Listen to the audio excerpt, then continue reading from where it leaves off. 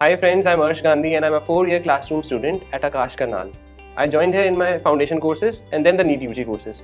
Foundation courses करने के बाद I gained 96% in my 10th boards और यहाँ पे जो टीचर्स थे वो they were very supportive in the foundation courses और उन्होंने मेरे सारे डाउट्स एकदम अच्छे से क्लियर कर दिए थे और मेरे को अच्छे से टाइम दिया था और जो यहाँ पे पैकेजेस थे वो they were very up to the mark और उन पैकेजेस को सॉल्व करके मेरे इतने अच्छे मार्क्स आ सके. The competition here was very good, like all the students here like were up to the mark and वो अच्छे से एक दूसरे से कॉम्पीट करते थे और उस एनवायरनमेंट की वजह से मेरा अच्छे से डेवलपमेंट हो पाया और मैं इतने अच्छे मार्क्स गेन कर पाया.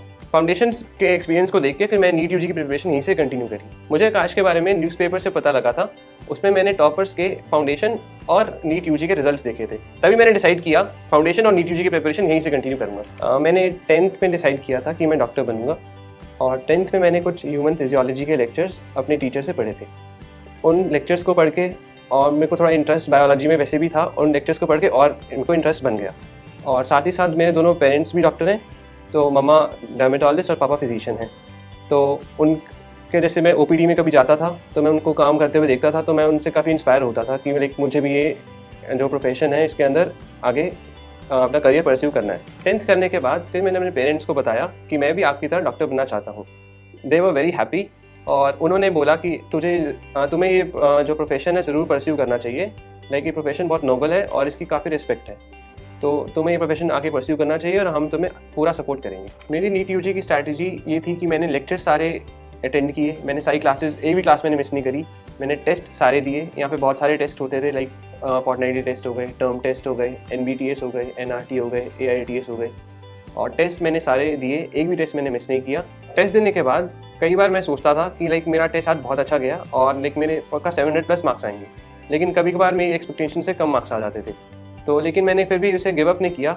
मैंने अपने टीचर से कॉन्टैक्ट लगातार बना के रखा और टीचर से मैंने पूछा कि सर मेरा ऐसा लाइक मार्क्स कम क्यों आए.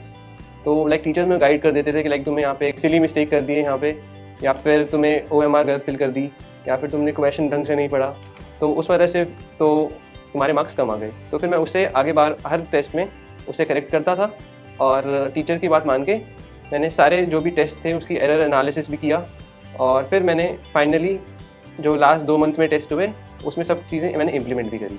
इसके साथ मैंने NCERT को भी मल्टीपल टाइम्स रिवाइज किया, खासकर बायोलॉजी और इनऑर्गेनिक केमिस्ट्री. इनऑर्गेनिक केमिस्ट्री और बायोलॉजी में लाइक ऐसा है कि लाइक आपको एवरीथिंग मेमोराइज करके रखनी है और उसमें आपको NCERT लाइक थॉरली आपको पढ़ी होनी चाहिए और आपको हर एक लाइन का मीनिंग और लाइक वो याद भी होनी चाहिए आपको.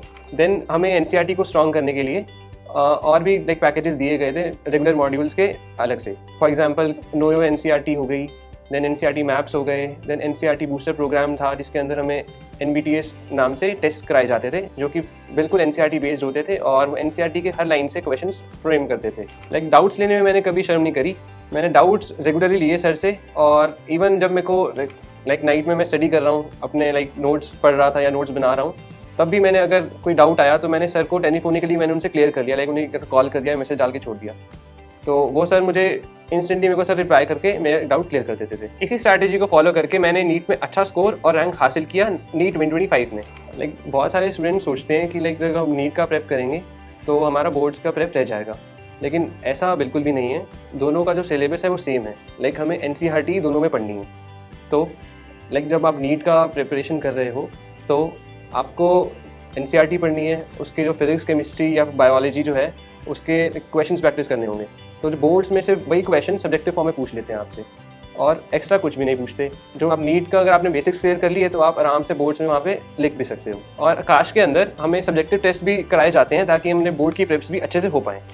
टॉकिंग अबाउट चैलेंजेस लाइक 2 साल की जर्नी में हर कोई फेस करता है नीट यूजी की प्रिपरेशन की, तो मैंने भी फेस किए, आप भी करोगे. इस मेजर जो चैलेंज मैंने लाइक फेस किया, फिजिक्स में लाइक कुछ टॉपिक्स है, लाइक वेव ऑप्टिक्स हो गया, देन आपका वेव्स वाला टॉपिक हो गया. देन केमिस्ट्री में इनऑर्गेनिक केमिस्ट्री में लाइक मुझे लर्न करने में लाइक काफ़ी दिक्कत होती थी. देन बायोलॉजी में इवोल्यूशन फॉर एग्जांपल और एनिमल एंड प्लांट किंगडम. तो उन टॉपिक्स को मैंने फिर अपने टीचर से जाके 1-to-1 सेशंस मैंने उनसे लगवाए और मैंने उनको टॉपिक्स को अपना स्ट्रेंथ बनाया. अब लाइक जो भी क्वेश्चन आता है उन टॉपिक से मैं लाइक एफिशिएंटली उन्हें करके हमेशा उन्हें करेक्ट कर देता हूँ. What I would like to advise is like lectures आप कभी मिस ना करना. लेक्चर सारे अटेंड करने हैं, टेस्ट सारे देने हैं, चाहे प्रिपरेशन हो या ना हो, टेस्ट सारे देने हैं. मैंने टेस्ट सारे दिए थे और टेस्ट से आपके वीक टॉपिक्स आपके बाहर निकल के आते हैं, आपके कुछ रेजिडुअल डाउट्स जो रह जाते हैं आप पूछ नहीं पाते हो वो आपके सामने आते हैं। और डाउट्स लेने में बिल्कुल भी आपने हिचकिचाना नहीं है, और डाउट्स टीचर से सारे ले लें, चाहे जितना भी बेसिक डाउट हो, आपको लगे नहीं ये मैं क्यों कैसे पूछूं, लेकिन आपने वो भी पूछना है। और एनसीईआरटी आपने मल्टीपल टाइम्स पढ़नी है, खासकर बायोलॉजी और इनऑर्गेनिक केमिस्ट्री की। एनसीईआरटी आप बार बार पढ़ोगे, आपको हर बार एक कुछ नई चीज़ मिलेगी उसके अंदर।